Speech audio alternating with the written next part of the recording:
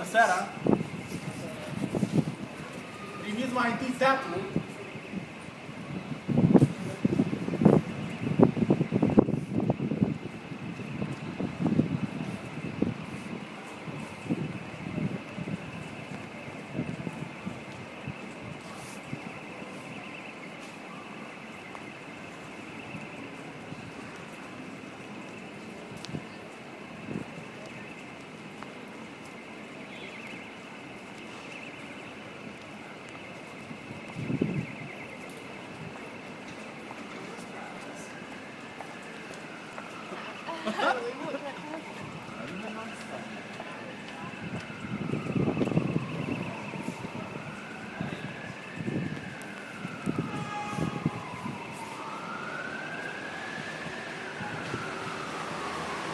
Bună seara și bine v-am găsit din nou.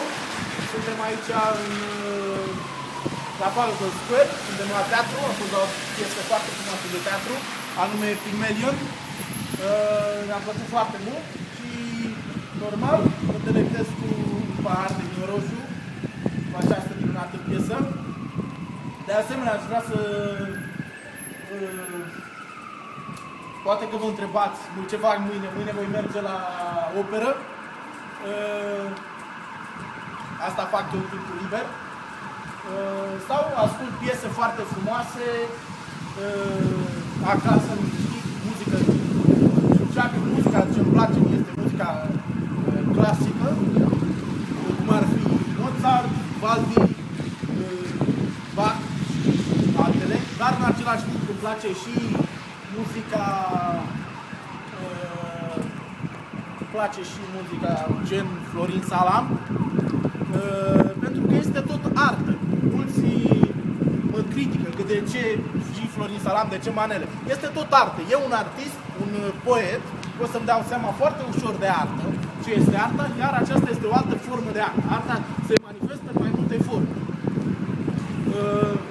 În al doilea rând, vreau din nou să îl elogiez pe domnul președinte Traian Băsescu, care, bineînțeles, datorită lui am ajuns indirect, acolo unde sunt. Îi spun indirect pentru că oarecum m-a ajutat să fac prea multe lucruri. Da, Petre Cred, mă numesc, mare bine.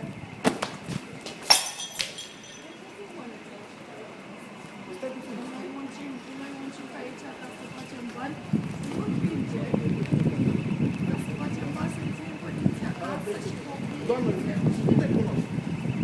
Hai te rog, hai te rog. Să spune rușine. Dar mai nu știm când muncim pe aici. Mai nu știm când muncim pe aici. Să-ți fie rușine. Oprește camera.